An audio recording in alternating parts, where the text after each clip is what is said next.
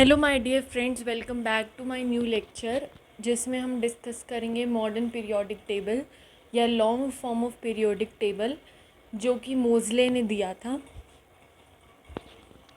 And हम इसमें position of elements को भी जानना सीखेंगे कि हमें अगर एटॉमिक नंबर दिया हुआ हो तो हम कैसे बता सकते हैं उस पर्टिकुलर एलिमेंट का ग्रुप और पीरियड। राइट, हम नॉमेनक्लेचर सीखेंगे ऑफ एलिमेंट्स मोर देन 100। आपको मैंने नॉर्मल जो उनके नेम्स होते हैं वो तो याद करवा दिए थे अपने पिछले लेक्चर में, बट जो IUPAC नेमिंग है वो रहती है अबव 100 वाले एलिमेंट्स की। और उसके बाद हम स्लेटर्स रूल सीखेंगे और आज की क्लास में हम ये सब कवर करेंगे। राइट, तो सबसे पहले हम जान लेते हैं हेनरी मोज़ले का कंट्रीब्यूशन।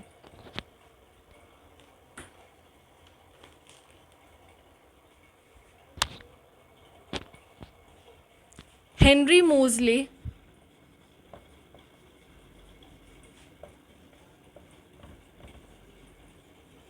ने एक equation the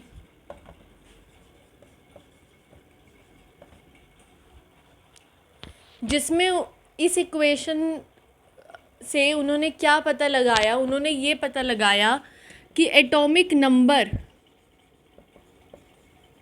is more fundamental property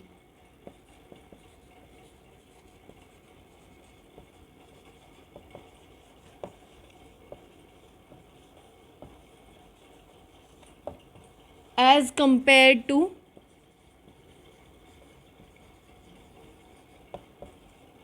atomic mass. जैसे कि सारे साइंटिस्ट जो थे वो एटॉमिक मास पे वर्क कर रहे थे, कोई भी एटॉमिक नंबर पे वर्क नहीं कर रहा था। तो इन्होंने क्या बताया, इन्होंने ये बताया कि एटॉमिक नंबर यानी कि Z is more fundamental property as compare to atomic mass.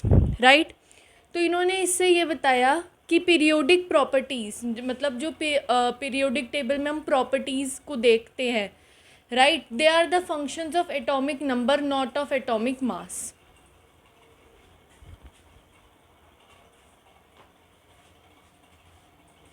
इन्होंने बताया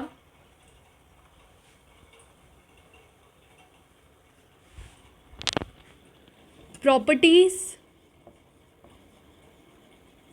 of elements are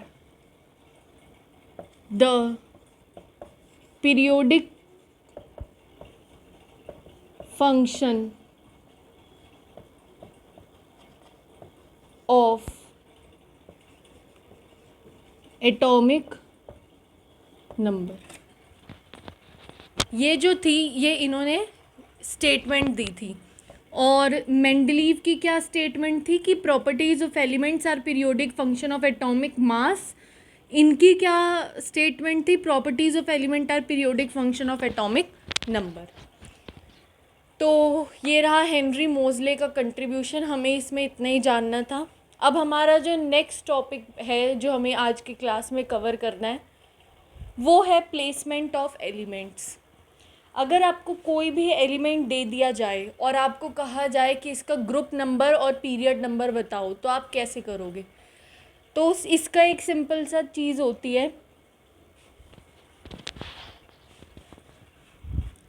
period number तो होता है highest principle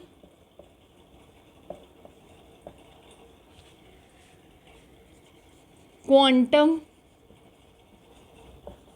number in electronic configuration. EC मतलब इलेक्ट्रॉनिक कॉन्फ़िगरेशन। पीरियड नंबर क्या होता है? Highest principal quantum number in electronic configuration. Right, जैसे कि अगर मैं एक एग्जांपल लूँ,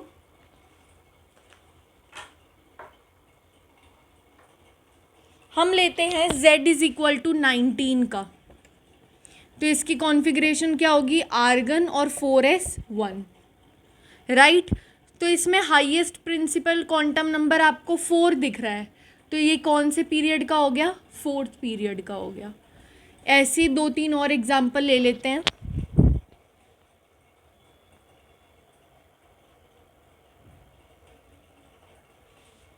जैसे कि Z इज इक्वल टू 51, तो इसकी कॉन्फ़िगरेशन लिखे तो क्रिप्टॉन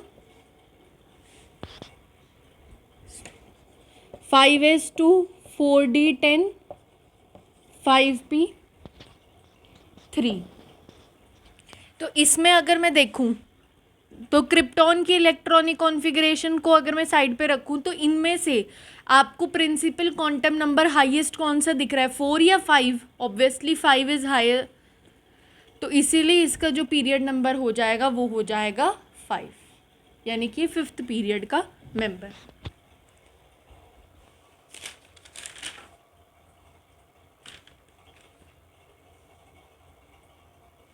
अगर हम ऐसे ही एक और Z देख लेते हैं, Z इज इक्वल टू 35, तो इसका कॉन्फ़िगरेशन क्या होता है? आर्गन 4s2 3d10 4p5, तो इसका पीरियड नंबर क्या आ जाएगा? 4 आ जाएगा।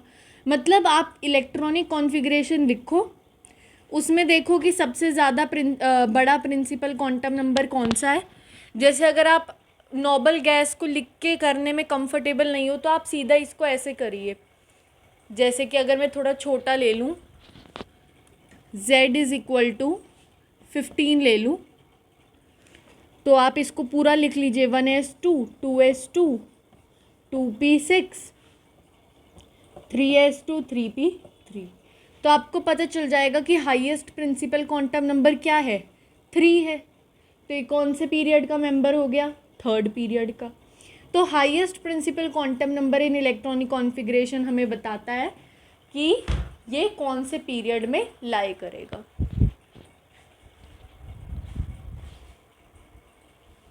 यस, अब हमें पता होना चाहिए कि हम ग्रुप नंबर कैसे निकालें, ग्रुप कैसे निकालें कि कौन से ग्रुप को बिलोंग करता है। अब जैसे मैंने आपको इलेक्ट्रॉनिक कॉन्फ़िगरेशन लिख के दी,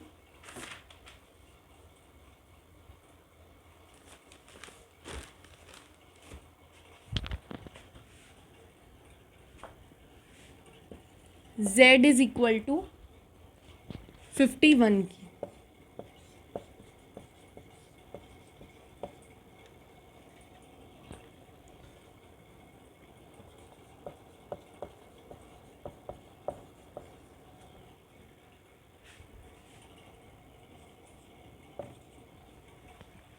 ठीक है। अब आपको ये बताना है कि ये कौन से ग्रुप में आएगा।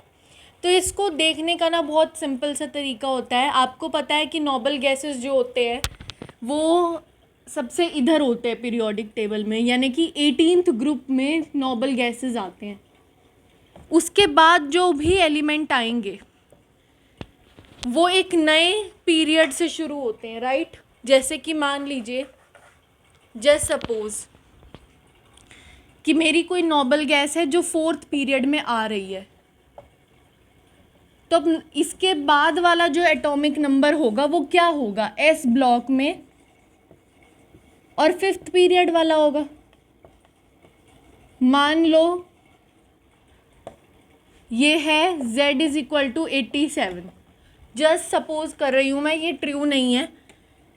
तो ये Z इज इक्वल टू 88 जो होगा वो S ब्लॉक का मेंबर होगा और 5th पीरियड में लाई करेगा, अगर वो 4th पीरियड वाला नोबल गैस है तो, राइट। तो आपको ये समझ आ गया कि क्रिप्टॉन तो 18th ग्रुप का है, और क्रिप्टॉन के बाद से हमने क्या किया? नई कॉन्फ़िगरेशन शुरू कर दी, मतलब नया पीरियड हमने शुरू कर दिया, राइट। अब आप ये देखो कि क्रिप्टॉन तो यहाँ पे ख़त्म हो गया। अब हमने लिखा 5s2, मतलब हमने फर्स्ट सेकंड दोनों ग्रुप्स भर दिए। फिर आता है D10 मतलब हमने 3 4 5 6 7 8 9 10 11 12। अब आप इसको काउंट कर लीजिए, 1 2 3 4 5 6 7 8 9 एंड 10, मतलब हमने 3rd to 12th ग्रुप भी भर दिया। और हमने P के कितने भरे? 13, 14, 15। टी में हमने 3 भरे, मतलब इसको अगर आपको भरना आना आ रहा है तभी आप कर पाएंगे। आपने क्या देखना है कि एस ब्लॉक में कितने इलेक्ट्रॉन्स हैं, 2। तो आपने जितने इलेक्ट्रॉन्स हैं उतने ग्रुप्स भर देने हैं। मान लीजिए एस ब्लॉक में ग्रुप ही 2 होते हैं और इलेक्ट्रॉन भी कितने भर रखे हैं, 2, तो आपने दोनों ग्रुप को लिख दिया।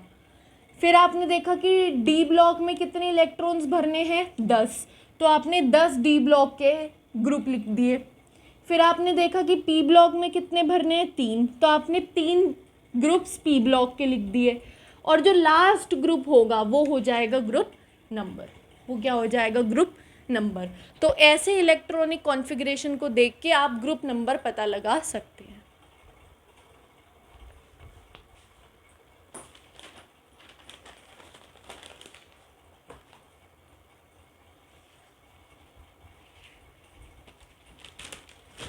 जैसे कि अगर हम बात करें Z = 25 की, तो इसकी कॉन्फ़िगरेशन क्या होगी, आर्गन 4s2 3d5, यही होगी इसकी कॉन्फ़िगरेशन। तो अब अगर हम बात करें इसके पीरियड नंबर की, तो मैंने आपको क्या बताया है, highest principal quantum number in electronic configuration क्या आ रहा है यहाँ पे, 4, तो पीरियड नंबर हो गया 4। ग्रुप नंबर कैसे निकालेंगे, एस के कितने इलेक्ट्रॉन्स हैं, 2, तो 1 और 2। डी में कितने इलेक्ट्रॉन्स हैं, 5, तो 3, 4, 5, 6, 7, तो 5 डी और 2, तो ये कौन से ग्रुप का हो गया, 7th ग्रुप का हो गया। ब्लॉक हाँ, ब्लॉक भी तो निकालना आना चाहिए।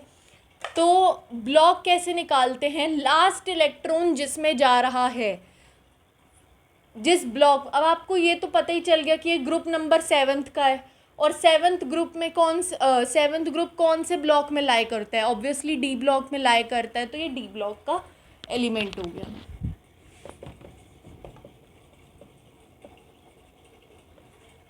तो हम ऐसे पता लगाते हैं कि कौन किस ग्रुप का है।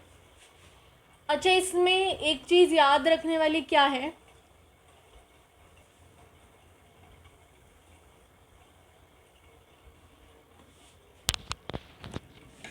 ग्रुप 6 में और ग्रुप 7 में, सॉरी पीरियड 6 में और पीरियड 7 में एफ ब्लॉक आता है, जो हम पीरियोडिक टेबल में सबसे नीचे बनाते हैं, राइट। तो आपको ये पता होना चाहिए कि एफ ब्लॉक में कौन से एटॉमिक नंबर तक है। तो आपको पता होना चाहिए कि 58 to 71 एटॉमिक नंबर अगर आ जाए, मतलब 58 और 71 के बीच में कोई भी एटॉमिक नंबर आए, या 58 और 71 खुद भी आए, तो वो कौन से पीरियड के होंगे, 6th पीरियड के।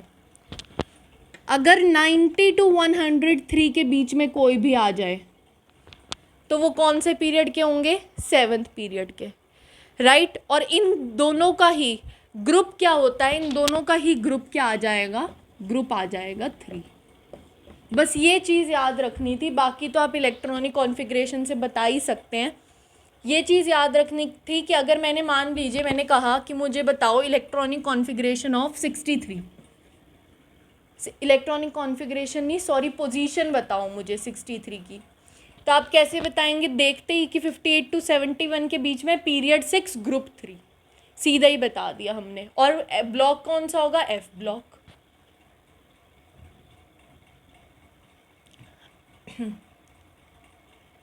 अब जैसे अगर हम बात करें 90 to 103 के बीच में किसी को ले लें अगर हम, राइट, जैसे मैंने ले लिया 101 को, तो मैं क्या बोलूँगी, पीरियड 7 ग्रुप 3 एफ ब्लॉक, ये हो गया उसका प्लेसिंग। तो ये वाली चीज़ बस याद रखनी थी, और बाकी आप इलेक्ट्रॉनिक कॉन्फ़िगरेशन को निकाल के देख सकते हैं, जैसे मैंने अभी अभी समझाया।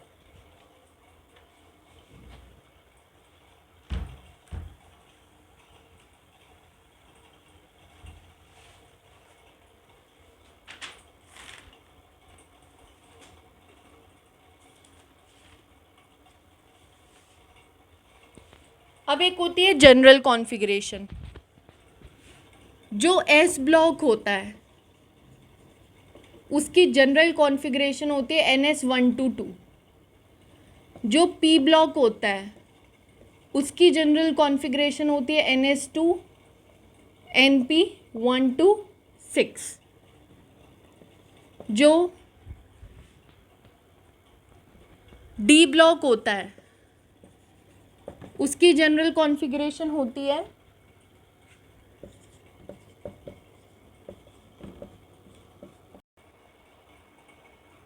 Yes resuming the lecture. तो ये हमारी बेसिक इलेक्ट्रॉनिक कॉन्फ़िगरेशन हो गई कि जनरल इलेक्ट्रॉनिक कॉन्फ़िगरेशन क्या होती है हर एक ब्लॉक की। अब हमें इसके बाद पढ़ना है IUPAC nomenclature of elements with Z greater than 100।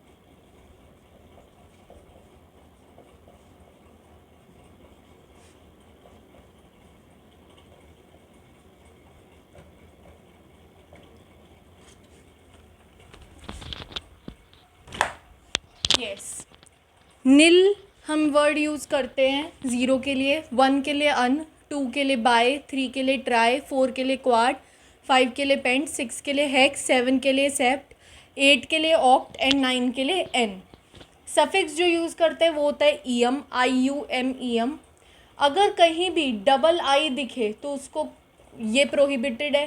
Triple N लिख रहे हैं अगर हम, वो प्रोहिबिटेड है। डबल एन लिख रहे हैं तो वो भी प्रोहिबिटेड है। जैसे कि एग्जांपल 107 का मुझे IUPAC नॉमेनक्लेचर लिखना है तो क्या होगा अन।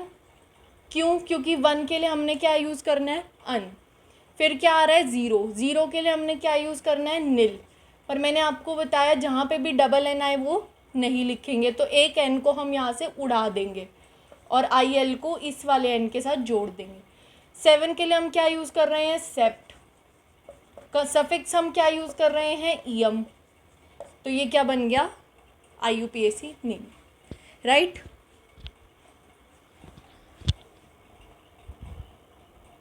यस अब हम आगे बढ़ते हैं और बात करते हैं Z इफेक्टिव पे और स्लेटर्स रूल पे।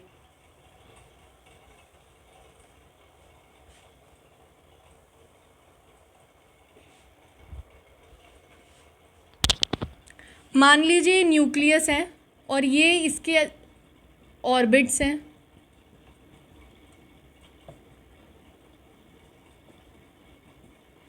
ये इलेक्ट्रॉन यहाँ है, यहाँ है, यहाँ है। जो ये वाला इलेक्ट्रॉन होगा वैलेंस शेल वाला, इस पे अट्रैक्टिव फोर्स लग रहा होगा न्यूक्लियस की तरफ से, ठीक है। जितने ज़्यादा प्रोटॉन्स होंगे न्यूक्लियस में उतने ज़्यादा अट्रैक्टिव फोर्स होगा, राइट। तो जितने ज़्यादा प्रोटॉन्स, जितना बड़ा Z उतना ज़्यादा अट्रैक्टिव फोर्स। बट अंदर वाले इलेक्ट्रॉन्स इसको रिपेल भी तो करेंगे, ठीक है। वो जिस फैक्टर से रिपेल करते हैं उसको हम कहते हैं सिग्मा। तो जो अट्रैक्टिव फोर्स है वो ओवरऑल क्या हो गया Z माइनस सिग्मा, यानी कि कम हो गया ना। इधर से अट्रैक्शन है बट थोड़ी सी रिपल्शन भी है, तो ओवरऑल अट्रैक्शन क्या हो गई कम हो गई। तो जो आंसर आता है इसका वो होता है Z effective. Z minus sigma is Z effective, where sigma is screening constant.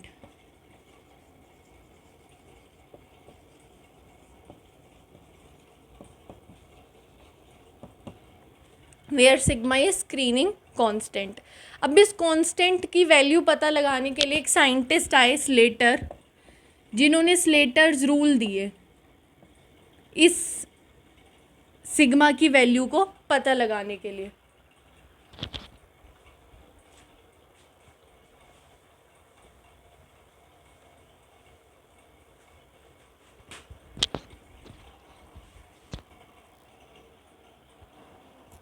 Yes, resuming the lecture. जो अब हम पढ़ेंगे स्लेटर्स रूल, उनके कुछ रूल्स थे जो मैं पहले लिखवा देती हूँ, फिर मैं एक्सप्लेन करती हूँ.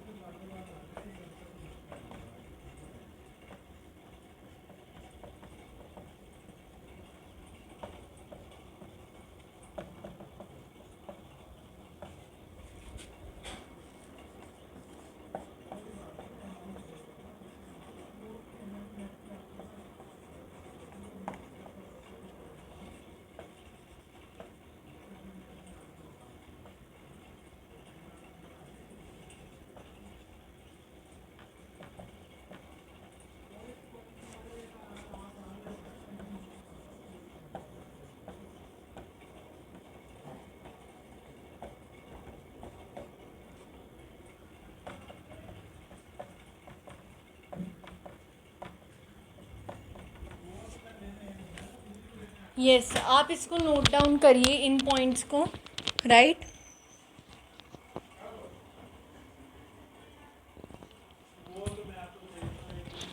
अब मैं इन पॉइंट्स में जो मैंने लिखा है उसको ये तो पॉइंट सिर्फ लिखवाने के लिए लिखवाए गए हैं, इसको समझाती हूँ मैं अलग तरीके से। तो आप पॉज करके लिख लीजिए ये पॉइंट्स।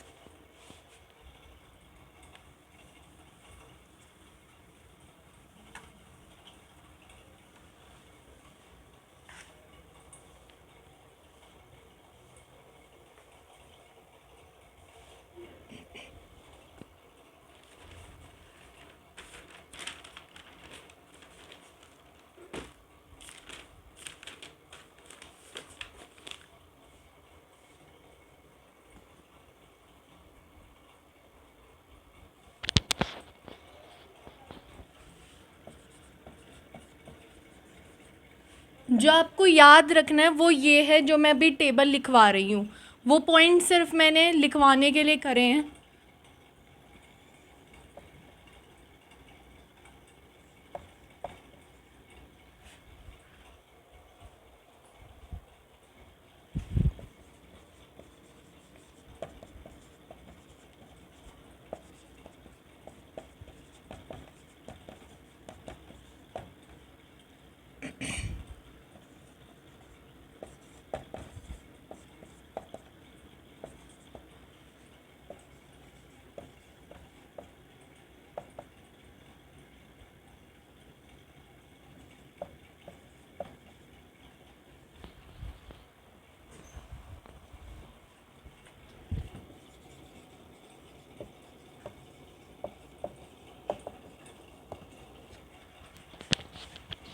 तो ये जो चीज़ है ये हमें याद रखनी है कि मान लीजिए कोई इलेक्ट्रॉन NS में है या NP में है, तो NS और NP वाले का कंट्रीब्यूशन होगा 0.35 का, N-1 SPD का कन्फिग्रेशन होगा 0.85 का, N-2 का होगा 1 का, ND और NF का 0.35 का, और all other electrons in ND NF case will have configuration 1, sorry contribution 1।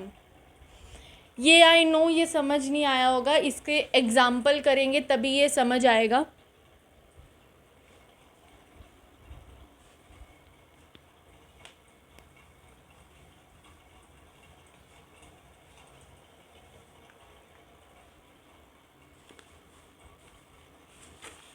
जैसे कि हम एग्जाम्पल देखते हैं इसका, उससे ये बेटर क्लियर होगा।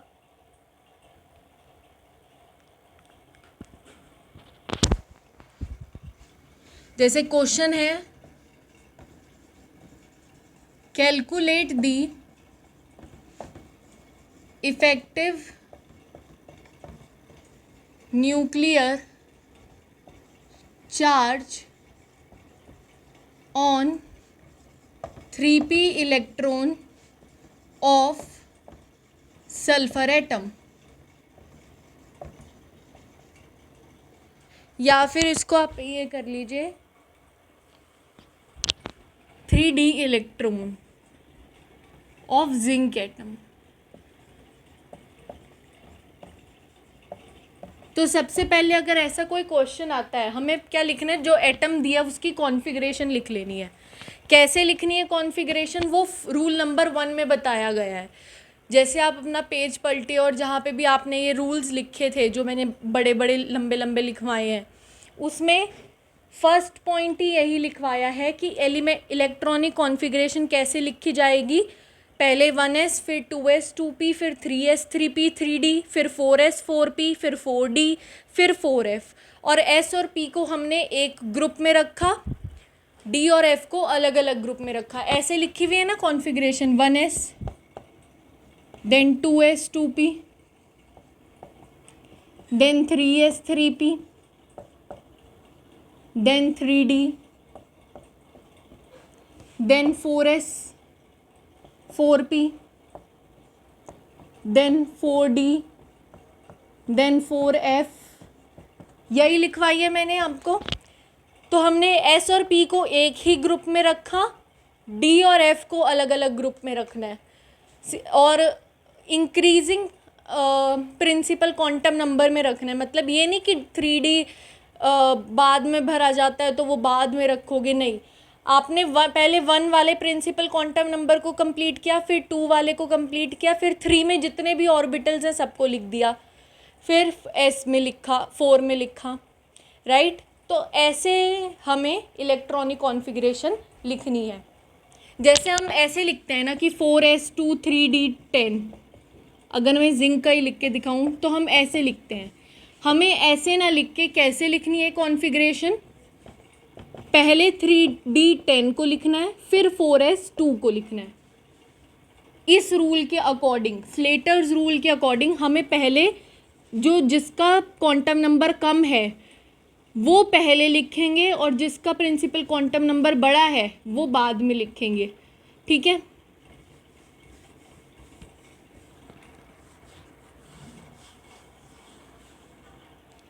तो जिंक की बात चल रही थी।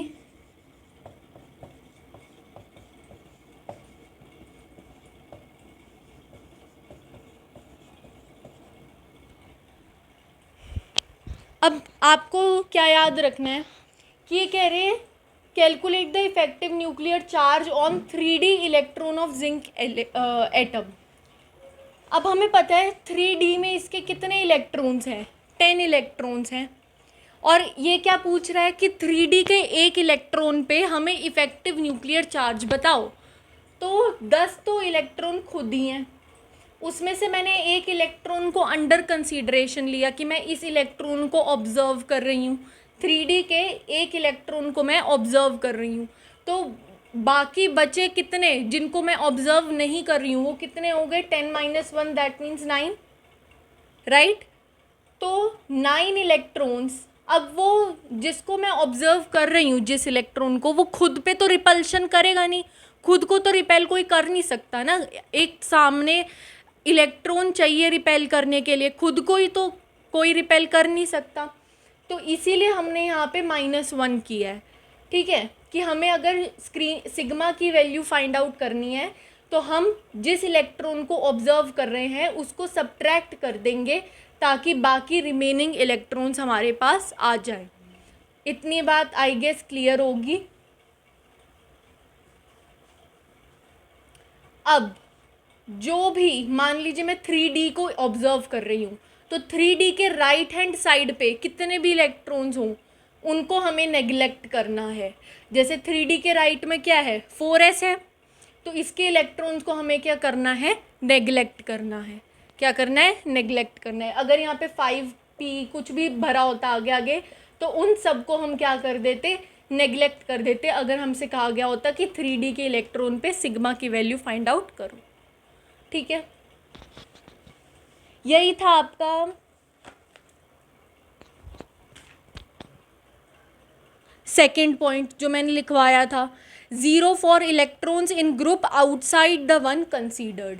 ऐसे लिखवाया था ना मैंने, तो वो यही मतलब है कि उन जो भी राइट हैंड साइड पे आ रहे हैं, मान लो मैं 3D को ऑब्जर्व कर रही हूँ और जिसको भी मैं ऑब्जर्व कर रही हूँ उसके राइट हैंड साइड पे जितने भी इलेक्ट्रॉन्स हैं उनका कंट्रीब्यूशन क्या होगा, 0 होगा। उनको हम क्या करेंगे, नेग्लेक्ट करेंगे।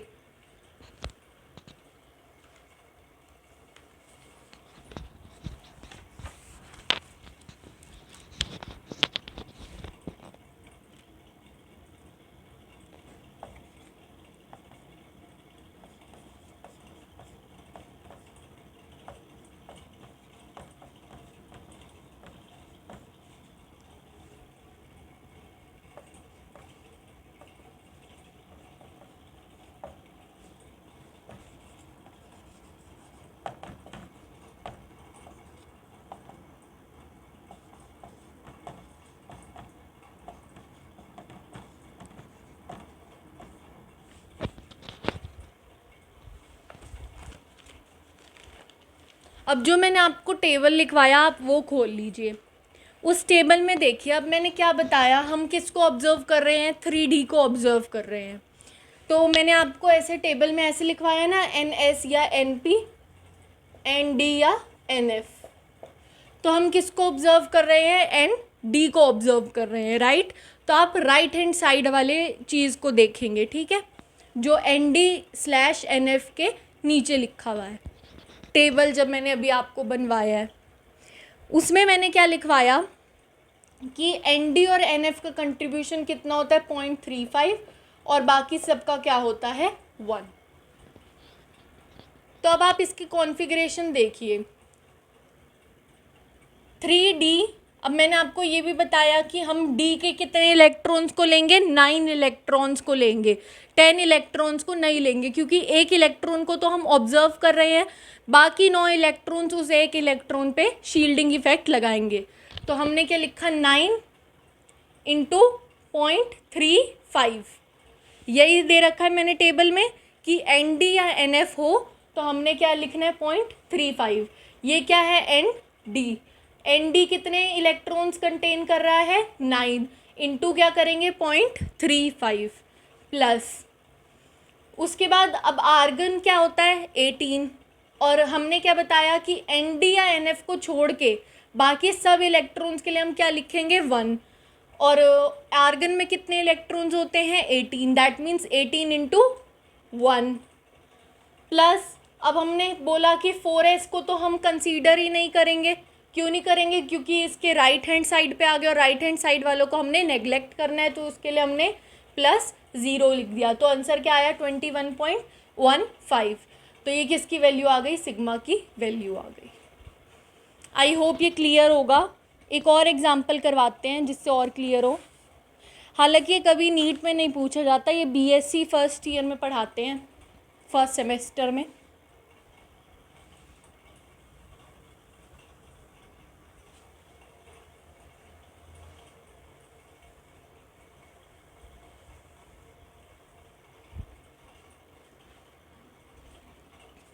जैसे कि अगर हम देखें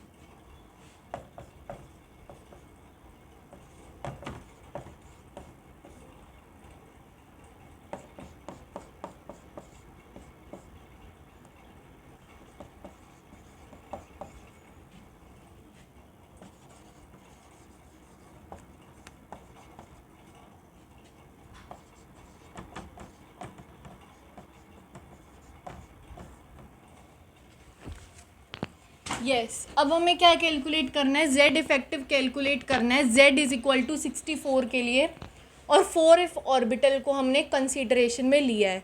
ये मैंने क्या लिखा है? ये पूरी इसकी यहाँ से लेके यहाँ तक क्या है, इसकी इलेक्ट्रॉनिक कॉन्फ़िगरेशन है Z = 64 की। मैंने इसको इंक्रीजिंग प्रिंसिपल क्वांटम नंबर के ऑर्डर में लिखा है, जैसे कि मैंने आपको पहले ही रूल में बताया था, ठीक है। उसके बाद हमें देखना है 4f। अब हमें ये एक चीज़ तो पता है कि 4f में हम कितने इलेक्ट्रॉन्स को मानेंगे, 7 या 6, 7 या 6 को। और जो भी इसके राइट हैंड साइड पे होगा उन सबको हम क्या करते जाएंगे, नेग्लेक्ट करते जाएंगे। यानी कि कितने इलेक्ट्रॉन्स इसके राइट हैंड साइड पे है, 6, 7, 8, 9, 10, 11 इलेक्ट्रॉन्स इसके राइट हैंड साइड पे, उनको हमने ज़ीरो कंट्रीब्यूशन माना है, तो 11 into zero will be zero. पहली चीज़ हुई हमें क्लियर, ठीक है। उसके बाद आते हैं हम, मैंने आपको बताया था कि ND या NF वाला सेक्शन खोलिए, उसमें लिखा है कि 0.35 और ऑल अदर इलेक्ट्रॉन्स का 1। तो अब ये वाला जो है ये NF में है, तो इसका कंट्रीब्यूशन कितना होगा, 0.35। और कितने इलेक्ट्रॉन्स मानेंगे हम इसमें, 6 इलेक्ट्रॉन्स मानेंगे। मैंने अभी आपको बताया एक इलेक्ट्रॉन अंडर कंसीडरेशन होता है, उसको हम हटा देते हैं क्योंकि वो खुद पे तो रिपल्शन लगाएगा नहीं, ठीक है। तो 6 इंटू 0.35, टेबल खोलिए उसमें लिखा है ND और NF के नीचे 0.35, ठीक है। उसके बाद बचते हैं ऑल अदर इलेक्ट्रॉन्स का हमने क्या लिखना है, कॉन्फ़िगरेशन 1। 46 इलेक्ट्रॉन्स होंगे, आप देखिए 2, 6, 7, 8, 10, 10, 10, 20, 28, 18, 28, 28 और 8, 36, 36 और 10, 46। तो 46 इलेक्ट्रॉन्स यहाँ तक बन रहे हैं और उनका कॉन्फ़िगरेशन क्या आएगा, 1। क्यों, क्योंकि हमें पता है कि जब हम ND या NF को ऑब्जर्व करते हैं तो ऑल अदर इलेक्ट्रॉन्स का कंट्रीब्यूशन क्या आता है, 1 आता है। मतलब ND और NF को छोड़ के बाकी सबका कंट्रीब्यूशन क्या होगा, 1 होगा। तो हमने ऐसे सिग्मा कैलकुलेट कर लिया। फिर Z इफेक्टिव को क्या लिखा, Z माइनस सिग्मा, ये आ गया हमारा Z इफेक्टिव। तो ये होता है स्लेटर्स रूल, जिससे हम कैलकुलेट करते हैं। हालांकि कभी नहीं पूछा जाएगा नीट में और बोर्ड्स में, तो ये क्योंकि NCERT में ही नहीं है तो बोर्ड्स में तो आने की बात ही नहीं है।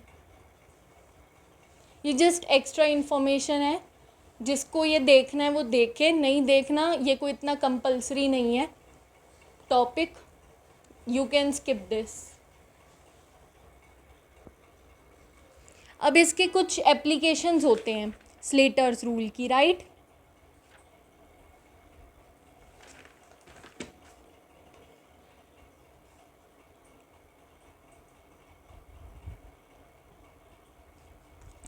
जैसे कि मैं एप्लीकेशंस बोल देती हूँ, अब मैं लिखवाती नहीं हूँ क्योंकि वो एप्लीकेशंस इतनी कोई इम्पॉर्टेंट है नहीं। हम 4 जैसे लिखा है, it helps justifying the filling of 4s orbital first then 3d orbital. हम 3d से पहले 4s को भरते हैं, राइट। हम 3d से पहले 4s को भरते हैं। ऐसा क्यों होता है, क्योंकि जब हम 4s इलेक्ट्रॉन पे Z इफेक्टिव निकालेंगे और 3d इलेक्ट्रॉन पे Z इफेक्टिव निकालेंगे, तो जो 3d इलेक्ट्रॉन होता है it faces lesser effective nuclear charge, जो उसका Z इफेक्टिव आता है वो कम आता है। 4s का Z इफेक्टिव क्या आता है, ज़्यादा आता है। जब हम स्लेटर्स रूल से Z इफेक्टिव कैलकुलेट करेंगे ना 4s या 3d पे, तो जो 4s पे Z इफेक्टिव है वो ज़्यादा आएगा, तो इसीलिए ज़्यादा अट्रैक्शन किस में आएगी, 4s में आएगी। तभी इलेक्ट्रॉन 4s में ज़्यादा जाना प्रेफर करता है पहले, क्योंकि उसको वहाँ पे ज़्यादा अट्रैक्टिव फोर्स मिल रहा होता है। नेक्स्ट पॉइंट है इसका कि it explains why 4s electrons are lost prior to 3d electron while formation of cation in transition elements. जब हम केटाइन बनाते हैं, इलेक्ट्रॉन को लूज़ करते हैं, तो हम पहले 4s से इलेक्ट्रॉन निकालते हैं, फिर 3d से इलेक्ट्रॉन निकालते हैं, राइट। इसका भी रीज़न यही है Z इफेक्टिव वाला, क्योंकि जो 3d पे Z इफेक्टिव होता है, 3d पे जो Z इफेक्टिव होता है वो ज़्यादा होता है और 4s पे जो Z इफेक्टिव होता है वो कम होता है, तो 4s वाले इलेक्ट्रॉन ज़्यादा इजीली निकल पाते हैं, राइट। तो ये 2 एप्लीकेशंस थी स्लेटर्स रूल की। मतलब हमने सिर्फ Z इफेक्टिव कैलकुलेट किया, कंपेयर किया कि किसका Z इफेक्टिव ज़्यादा आ रहा है, उस बेसिस पे हमने इन दोनों पॉइंट्स को एक्सप्लेन कर दिया। अब इसकी लिमिटेशंस भी होती हैं। जैसे कि अब जब हमने जनरल इलेक्ट्रॉनिक कॉन्फ़िगरेशन लिखा तो हमने क्या किया, 1s 2s 2p, s और p को साथ में ग्रुप कर दिया। हालांकि जब हमने 4d 4f को अलग अलग ग्रुप किया था, राइट। तो हम s और p को तो साथ में ग्रुप कर रहे हैं, d और f को अलग अलग ग्रुप कर रहे हैं, ये क्या बात हुई, राइट। ये क्वेश्चन मन में उठता है ना कि एस पी को साथ में कर दिया, फिर डी एफ को अलग अलग ग्रुप कर दिया, तो इसका कोई वो जस्टिफिकेशन नहीं दे पाए। अच्छा, और नेक्स्ट था कि जब हम हैवियर एलिमेंट्स पे जाते हैं तो उसके लिए जब हम जेड इफेक्टिव कैलकुलेट करते हैं तो उसकी गलत वैल्यूज़ आ रही थी। एक्सपेरिमेंटली जो वैल्यूज़ निकल रही थी और जो स्लेटर्स रूल से वैल्यूज़ निकल रही थी वो आपस में मैच नहीं कर रही थी फॉर हैवियर एलिमेंट्स, राइट। और एक और बात, अब हमने क्या लिखा, जब मैं आपको एन डी या एन एफ पढ़ा रही थी उसमें मैंने लिखवाया ऑल अदर इलेक्ट्रॉन्स का कंट्रीब्यूशन होता है 1, बट ये बात ठीक तो नहीं है। क्यों? क्योंकि हर एक इलेक्ट्रॉन का 1 कंट्रीब्यूशन मान रहे हो। कोई इलेक्ट्रॉन न्यूक्लियस के ज़्यादा पास है, कोई दूर है, तो क्या ये भी सेम अमाउंट से रिपेल करेगा? इसका डिस्टेंस इस वाले इलेक्ट्रॉन से क्या है, कम है, राइट। इसका डिस्टेंस ज़्यादा है, तो इन दोनों का रिपल्शन और इन दोनों का रिपल्शन तो अलग अलग होगा, तो फैक्टर 1 दोनों का 1 ले लेना इज़ नॉट करेक्ट। तो उसको भी ये जस्टिफाई नहीं कर पाए थे। हालांकि स्लेटर रूल ही नहीं पूछा जाएगा कहीं, तो लिमिटेशंस और मेरिट्स पूछना तो बहुत दूर की बात है। ठीक है, इसी के साथ आज का टॉपिक हमारा होता है कवर। अगली क्लास में हम एटॉमिक रेडियस और पैरामीटर्स सारे पढ़ेंगे। तब तक के लिए पढ़ते रहिए। Bye bye.